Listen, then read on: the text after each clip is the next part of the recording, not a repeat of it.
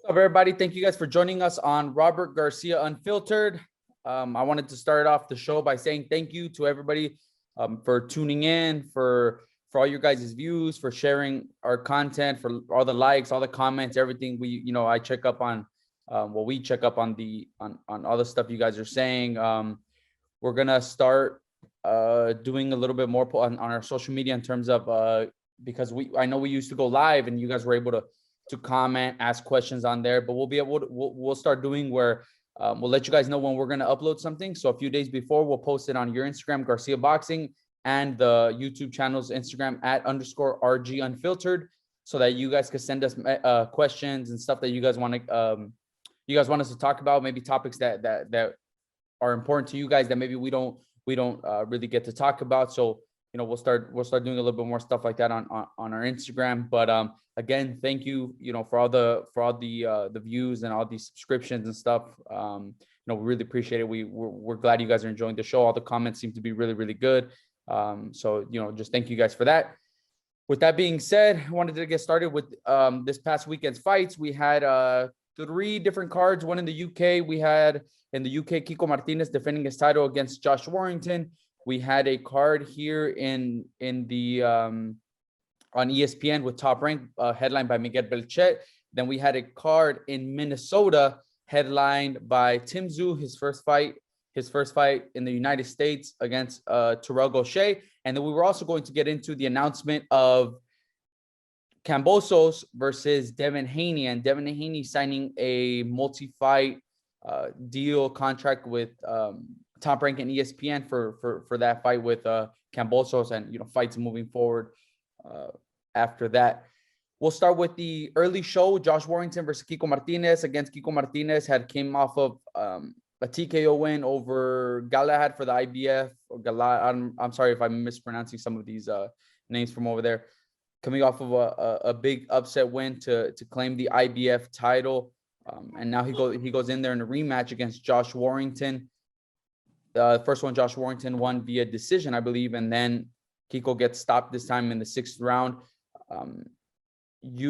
Because you work so closely with Sergio Martinez managers, and they were good friends of yours, his trainers and stuff. You got to know Kiko Martinez. So talk to us a little bit about him, what it meant for him to win the title at his age, at the advanced stages in his career, and now he loses in a stoppage loss, and maybe that could be the end of Kiko Martinez's career, which ended with at least a world title win, and defending his IBF title. That's pretty much exactly you just said. That this could be the end of getting close to the end of his career. One thing is he was always very dedicated, and he fought hard and trained hard to become a world champion, because that's everybody's dream, and he accomplished it. That's already a win for him, for his country. He became champion at an age where nobody really thought he could do it anymore, and won that big fight and upset, and it was more likely what happened was what everybody pretty much expected. He won, one of those rare cases where the older man, guy that already looking towards the end of his career, becomes champion. But with the talent, the sanctioning bodies, the way they rank and everything, it was pretty much set for him to lose his title.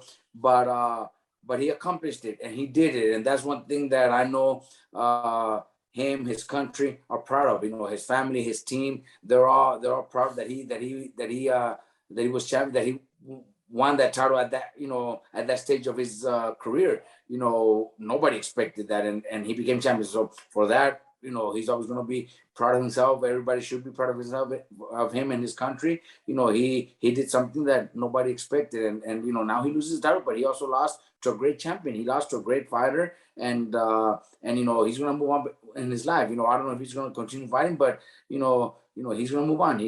That one thing is they won't ever take away is he was a world champion. That was the Kiko Martinez side. Josh Warrington, obviously the winner. He came out of his fight, I believe. He posted. I think the Zone post. I don't remember who posted, but he came out with a broken or fractured jaw. I read that. Like yes. He's going to be out for some time. We had that happen in the gym recently. But he's in a featherweight division and on the Zone with guys, and not just the zone, because ESPN has Navarrete at featherweight. It just adds again to the list of guys that would make great fights. Josh Warrington, Lee Wood, who beat Michael Conlon, Emmanuel Navarrete, and then you have the kid that knocked out Emilio Sanchez. I don't know why I'm Lara. Yeah, there it is. Mauricio Lara. I don't know why I was blanking on his name right there. With just guys that can mix it up, especially those three: Lee Wood, Mauricio Lara, and Josh Warrington on the zone. So those should be future potential fights and fight of the year type of fights. So hopefully we get that in a featherweight division that again for a few years was kind of stagnant because of the featherweight WBC champ Gary Russell not really defending his title as often as fans would want a world champ to be defending his title. And then Leo Santa Cruz, who had the WBA title for such a long time, but never really defended it. He was kind of moving up in weight. He would defend it, but not against, he never, we never got him versus Gary Russell, which we should have got. Again, Gary never fought as often. So it was just kind of, not the best division. But right now, and I'm forgetting Roger Gutierrez is also there with Golden Boy in the zone. Just a bunch of different matchups that they can make that would be action-packed fights. If you could pick one fight from that division right now that you would want to see, who would you pick? Well, there's a few, but the Lara kid, Lara versus the one that just Lee Wood. There you go. That fight would be insane. Warrington is good to compete there. That's all we need in the featherweight division. Forget about Leo, because Leo is or Gary or Gary Russell. The other ones are good enough to compete against each other and have fights between each other, and they're all going to be great fights. Right now, the way the business is run and the way they do their business, some promoters just don't like to work with nobody else. But if we're able to see those ones, we don't need to even think about the ones that don't want to fight or they're not going to be in the mix. They're going to be great fights. I think it's and then we have a lot of 122 pounders that are also great that could move up or I think Brandon Figueroa is moving up to 126. Exactly. Also. Or the 126 pounders that could maybe meet at a catch weight.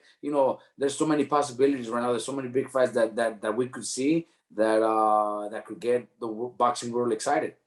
Yeah, the featherweight division right now, again, a lot of potentially good fights. Hopefully we do get them because, we've had the welterweight division, some of these divisions who have great fighters in them, but we don't see the fights that we want to see. So hopefully in that division, that isn't a problem.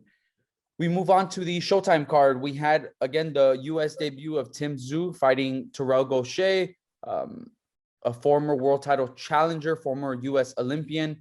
On the undercard, the co-main event, we'll talk a little bit about the co-main event that had something to do with us, with Joseph Adorno. We used to manage Joseph Adorno. The fight before that was actually Elvis Rodriguez. He came out with a TKO win against Juan Velasco. But back to the co-main event. 2 undefeated, Michel Rivera, 22-0, 14 knockouts going into the fight. Joseph Adorno, 14-0 with 2 draws, 12 knockouts going into the fight. 2 young undefeated, Rivera Dominican, Adorno Puerto Rican power punchers too. And then we got kind of a dull, more careful kind of fight where it goes the distance. Michel Rivera wins the majority of the rounds. I thought Joseph could have done a little bit more, taken a little bit more risk. But, he played it the safer route, tried to box, but I just don't think he was busy enough. What do you think of that? I think it could have been a performance. It could have been a much better fight, and you're right. Neither of them took chances. They both know each other. They know each other, has great power, so they kind of show too much respect for each other. They didn't take chances, and it happens in fights like that when you have a power puncher in front of you. But if you definitely want to win and you're the B side, you got to push yourself. You got to try. I think both fight good. I think Adorno had good moments. Boxed pretty good, but he should have tried a little more. He should have pushed himself a little more. The scorecards definitely were against him. So don't fight like if you're the A side fighter. I think he should have tried a little more. And he's got the power, man. One left hook could do it. He should have taken a little more chances. I think Rivera, good fighter, good. He's tall, he uses his jab It's a very big good, dude. straight 1-2. But another one that also doesn't give us that anxiety to see him again. You know, you were like, oh, okay, well, yeah, he's not bad, but unless we would have seen more action, maybe more, you know, punches landing, maybe a knockdown or something, then, you know, we get excited about somebody like that. But it was a good fight. You know, they both fought, you know, the way they wanted to fight, I guess, the way the trainers were telling them, and you know, I think the right guy got the decision. It wasn't I think the fight was pretty close. It wasn't like that bad of a one-sided fight. It was close, but yeah, you understand also those rounds that are pretty close. Well, the A side gets them. Yeah, in a division right now that you said that Rivera, who was obviously the favorite, he's the guy that's with Showtime, and then he's been there longer than Joseph. He could have done a little bit more himself, because in the lightweight Yes. division, we got a lot of good world champs, but a lot of young prospects coming up on their way too. And you try to make a statement to get your name mentioned with those guys. And again, neither guy really did that. But we move on to the main event. Again, the US debut of Tszyu versus Terrell Gaucher. Tszyu goes down in the first round. More of a flash knockdown. He got up and he didn't look like, you know, one of those, he didn't get up hurt. He didn't, you know, he was able to control himself. And then after that, won pretty much the whole fight, every single round, you know, controlled Terrell Gaucher most of the action. What do you think about Tszyu What the, and the 150 you know, division? Tszyu being the son of Kambosos is pretty exciting, because Kambosos was a very exciting fighter. You know, everybody when he came to the United States and started fighting over here, people were excited about him. You know, he got a lot of fans in the U.S. and now the son, which looks pretty much exactly the same. I think he's, you know, he's looking to go that direction. You know, plus he came to the United States against a solid opponent. It wasn't you know, one of those fights where he comes to the United States for the first time and they pick the right opponent so he could go and get a quick 2-3 round knockout and look sensational. You know, it was a solid opponent. I think Tszyu is going to be up there with mentioning, you know, whenever they talk about the top fighters in his division. I think he's got the power. He's got, you know, he proved that he also has the will to get up. You know, he got dropped. Yeah, it was a quick flash knockdown, but he did get dropped. You know, a lot of fighters changed from there. A lot of their mentality changes. He came back to dominate the fight and control the fight. So I think that was a good sign for him. I think it's good, and I'm pretty excited about looking into his, you know, the future here in the United States. Yeah, again, Tszyu, I think that was a WBO eliminator actually. So now he should get the winner of Charlo versus Castaño. Yeah. But there's also WBC eliminator. But there's coming up with we mentioned Erickson Lubin versus the guy from Coachella. What's his name? Fundora. Versus Fundora. Got a lot of guys in PBC on Showtime at 154 pounds. They got everybody in that division. Yeah. So it's gonna be no problem for him to get those big fights. But again, that was you know, it was a good fight for someone like Tszyu for his US. It was. Then we move over to ESPN and Top Rank, headlined by Miguel Berchelt, fighting I don't know the first name, but it's Nakatila, who had a decision loss. The only time we really saw him or heard of him was when he had a decision loss where he lost almost every round against Shakur Stevenson. Not the most exciting fight, but again, Shakur just dominated him. So going into it, I remember we were driving back with my grandpa, and he had asked me like about his opponent. Like, he looks like he's a strong dude, and I told him, well, I think Berchelt should be able to, if he's got anything left, he should be able to win the fight pretty, not easy, but he should be able to win the fight. The guy couldn't even do anything, but that tells you the level of, Shakur Stevenson. Honestly, that told you more about Shakur Stevenson. What did you see in Miguel Berchelt? Obviously he got stopped, but what do you see that what should his plans be going forward? Because he didn't look like somebody that should be fighting anymore. His legs were not there. His punch resistance wasn't there. He didn't even look confident. What do you think should be the next step for someone like a Miguel Berchelt? Well, with Berchelt, I think, after the knockout loss to Valdez, everybody had that question, but he had to give it, he had to come back. There's many cases where they come back even stronger. It happens. So we didn't know the case with Berchelt, but we obviously seen it right away. His legs were not there. He got hurt very easy. It was, a jab dropped him earlier in the fight. So those are little things that the fighter, the trainers, especially the family, have to really think about and make the right decision. Me personally, I wouldn't want to see him get hurt worse, because it could happen. There's so many young fighters at that division that are very dangerous. But it's gonna be their decision. I think I don't know how training camp went, but the trainers have to see that in the gym. We know it. We see it when a fighter is already looking towards the end of his career, or maybe he's coming off a bad knockout, and they're not the same.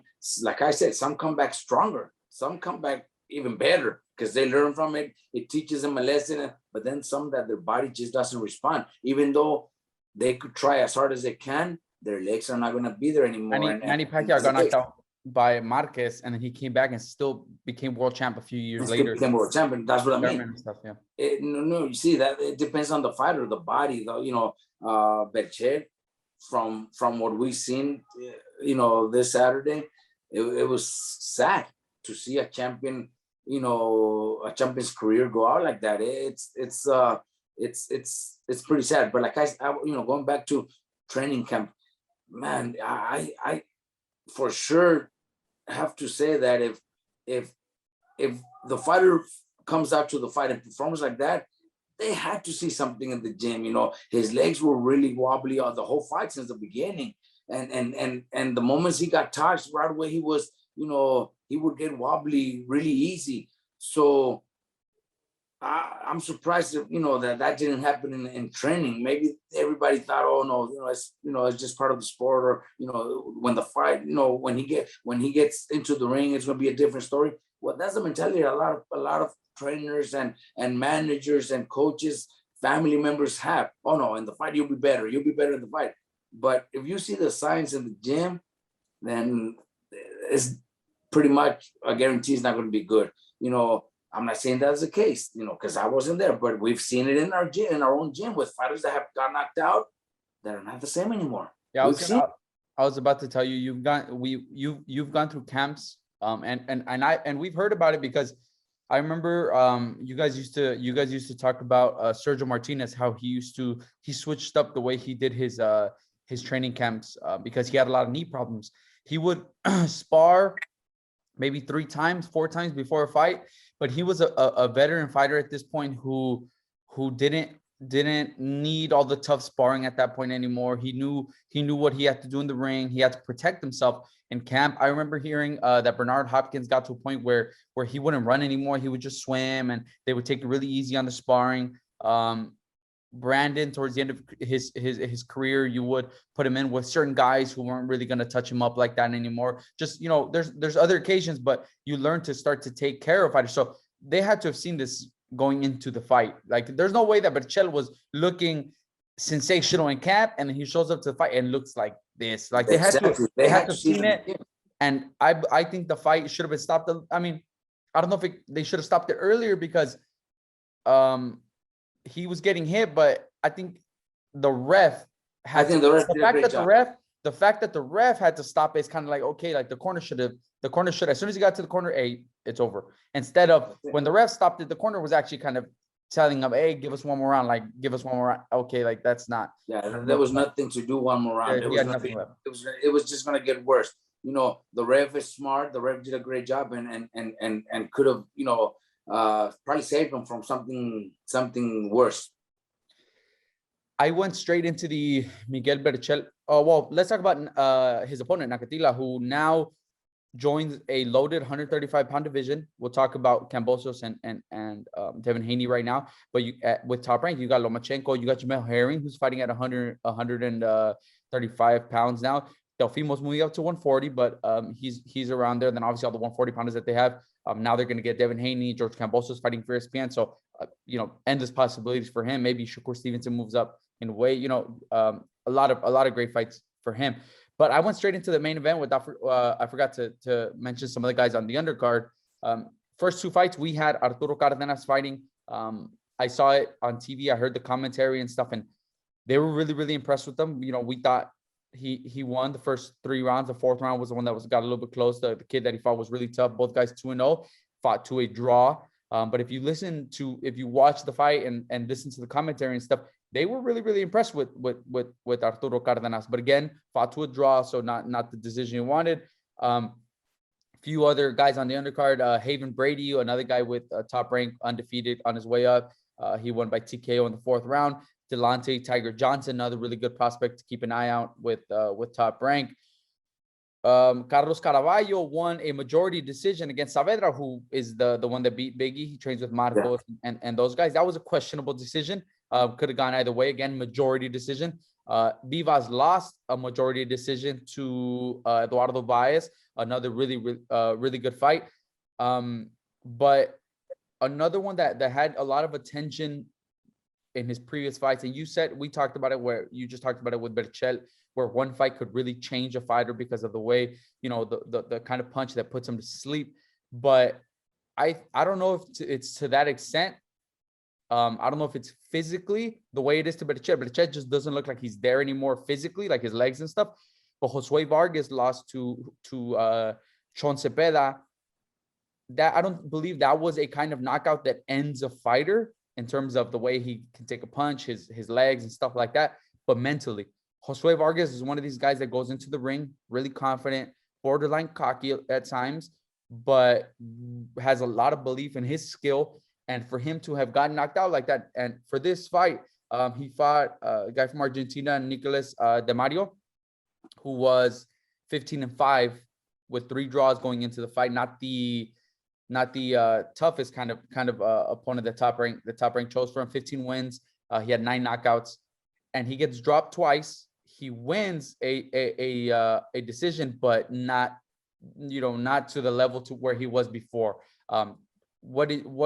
Do you agree with what I'm saying in terms of that the Chon Cepeda loss didn't hurt him physically, but his confidence and stuff just maybe that might have been what Chon Cepeda took from him?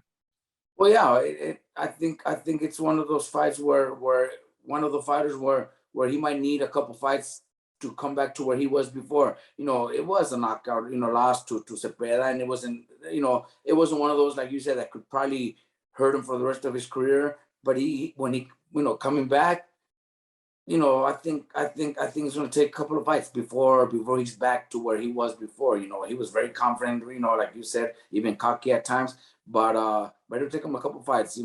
He's got good skills, good boxing skills, and his confidence just needs to come back. And I think it'll be obviously in the gym, but the main thing is going to be when he gets into the ring for a professional fight. This was the first one.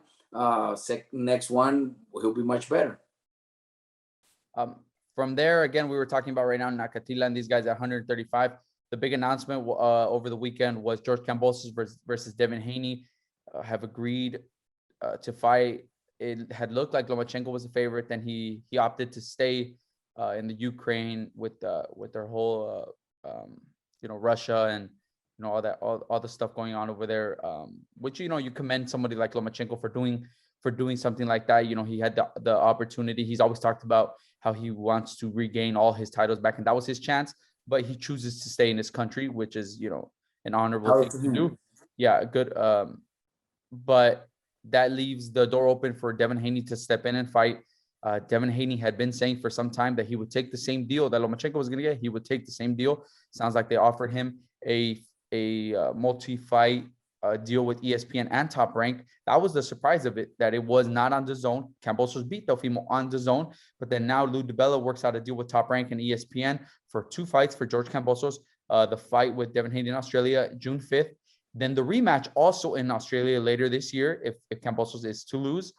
But then there's still possibility of, if Devin Haney wins both fights, another fight with Top Rank against Irate against Lomachenko, maybe on pay-per-view. So Lomachenko maybe leaves, he has to go do his, he opts to stay in the Ukraine, but he's still, when he's when he comes back to training and stuff like that, whenever all the maybe stuff gets resolved over there, whatever the situation is, whenever he's able to come back, looks like he would still be able to get that shot at those guys. So, that was kind of the surprise of everything, that it was on Top Rank and ESPN.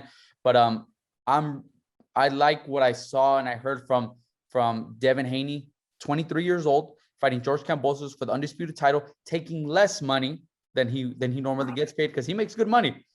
Now he's going to Australia to fight over there in the other guy's hometown. And then if he is to win, he has to do the rematch over there too. So he has to beat Kambosos 2 times in his hometown. And I think that says a lot about Devin Haney. Talk to us a little bit about that fight. And, well, I think what because from what we were understanding, it was going to be Loma. But then obviously he went to his country because of, all the stuff that's going on with Russia. So, you gotta respect Loma for doing that, because, I think Loma was going to beat Kambosos, even if it's in Australia. I think Loma would have beat him, and would have beat him twice if they do that 2-fight. Same kind of deal that Haney got. I think Loma would have beat him, but he decided to stay in his country. For that, we got to applaud and respect his decision. Haney took less money, because, he also wants to become undisputed. I still believe, even though, like I said, I hate to say it, because we were so happy for Kambosos, the kid that nobody knew who he was, nobody mentioned him, in the lightweight division, and then he goes and beats Teofimo the way he did, and and we know his team. I know his manager. I know Lou DeBella, who's a very, very good friend of mine. His manager Peter Khan. The Centennial, the trainer, all that. I would love to see him win, but I just feel, that Haney will go out there and beat him. Haney's a great boxer. I think if Haney, ends up fighting Loma, that's going to be a very difficult fight for both. I think Loma would have had an easier chance or much comfortable win beating Kambosos. Now he decided not to go fight, because he wants to fight for his country, which, like I said, we got to applaud his decision. But now it's more likely he's going to have to face Devin Haney, and Devin Haney is not going to be that easy. I think their styles, it's going to be so that Loma, knowing that, you got to really respect him, and he's and he's going to end up fighting Haney for a much difficult fight. Well, a lot more money also. But still, it's still going to be difficult. It won't be easy, because Haney boxes pretty well, and he's gonna fight to try to win round by round and keep him on the outside. And I think he could. He's got the boxing skills, the ability. He's got speed. So it's gonna be interesting to wait and see. Hopefully, it'll be sometime next year maybe. But still, we gotta get excited about those fights. I think fights like that happening are awesome. The surprise is that Haney is doing an ESPN deal with Top Rank, where everybody expected something different. Matchroom Eddie Hearn, he pays his fighters well. He treats his fighters well. Everybody's happy with them, because they are very, very, very good people to work with. We're dealing with them, and they are very good people to work with.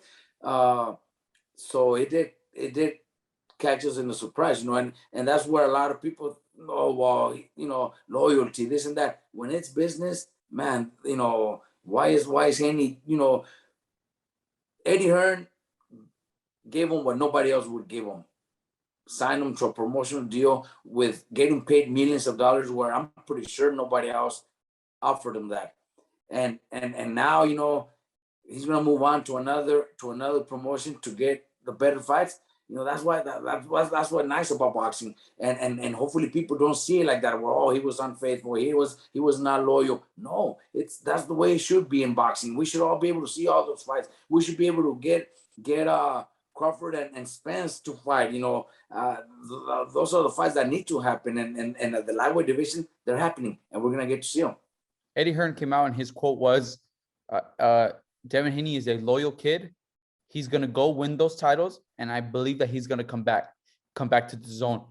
But this is an opportunity that he couldn't pass up on. You know, his hope is something like that. So he doesn't see it as like, oh, you know, he left me, fuck him. No, he understood that he had to do whatever Kambosos said. If Kambosos said it's gonna be on ESPN, he has to go do it. And Eddie Hearn was okay with this. See, that's what's good about the promoter himself. You know, if you're one of those promoters, oh fuck him, you know, or you know, just you know, for doing that. But no, let him do it. That's the beautiful part of it, you know, that he's gonna be able to do it. And Hearn, I'm sure, you know, he would have loved to promote it, but if the opportunity is over there, then go do it. And like he said, maybe he'll come back. Canelo's doing the same thing. Canelo moved on to PBC, but now he's going back to, and maybe to fight someone. Canelo's gonna go maybe to ESPN. Who knows? You know, PBC, whatever it is. But you know, that's where we get to see the fights that we want to see. And that's nice. I like that. And you know, it's I'm glad Eddie Hearn is also taking it like that. I'm happy that Cambosos is gonna get that big fight, and it's gonna be two fights that he's gonna get, and he's gonna make a lot of money, and good for him. You know, because you know, 2 years from now, nobody even thought he would make it. One of the things that I liked about Devin Haney taking this fight on ESPN and, you know, taking less money, that, you know, that was noted that he's taking less money for it, is the same thing happened with Shakur Stevenson. Shakur came out and said that he's getting paid less money than Valdez, when you would assume that both guys are going to make the same amount of money. But both these young fighters, Devin Haney and Shakur Stevenson, aren't taking the fights thinking about this is going to be my last payday or I'm going to lose in there. They're thinking about, I'm going to do what it takes to make the fight happen, and I'm betting on myself to win. Mm-hmm. And I'm going to make up whatever little money I might, you know, I might take one step back, but I'm going to take 3 steps forward for the next one. And that's the kind of stuff me as a fan, I like to see, and you got to respect that from Shakur and from Devin Haney. Because not a lot of guys think like that. Not a lot of guys go in there, you know, they're thinking like they're going to lose a fight. You know, yeah. If you're talking about, you know, I'm not, you know, let's just put an example, welterweight, you know, Spence and Crawford. They're both thinking like that might be they want a 60-40 split. You know, they both of them won the 60. Man, you know, if Crawford's so confident that he'll beat him, take the 40, because you know you're going to beat him, and then you're going to make 3 times more than that. So, you know, that's the way they don't see it, and that's the way, you know, a lot of fights don't happen. You know, Haney and Shakur, they're doing it because they know they're betting on themselves. Exactly, and that's the beautiful, you know, that's the beauty of the way they're thinking. You know, they're thinking like champions. They're thinking like winners. The other ones are thinking business. Yeah, it is a business, but they're not thinking. They're thinking like what happens if I lose? These guys are not thinking like that. They're that confident in their abilities. That's one of the things that I read, because just earlier in the week, that came out, a quote from Shakur Stevens talking about his, you know, the difference in pay, that he said that he would take less. You know, he's getting paid a little bit less than Oscar Valdez, but you know, obviously he's thinking of, you know, he's not thinking that he's going to go in there and lose. He's thinking, I'm gonna beat this guy, and then the next fight, you know, I'm gonna make up for it. So that's, you know, that's good to see from 2 young world champs in boxing right now. That's awesome. That did this weekend. There's no big fights this weekend. I know next weekend, April 8th and April 9th, we have fights coming up. April 9th, we have a few guys fighting on the Costa Mesa show with Top Rank, a headline by Michaela Meyer. I think the Maloney brothers are on there. Yeah.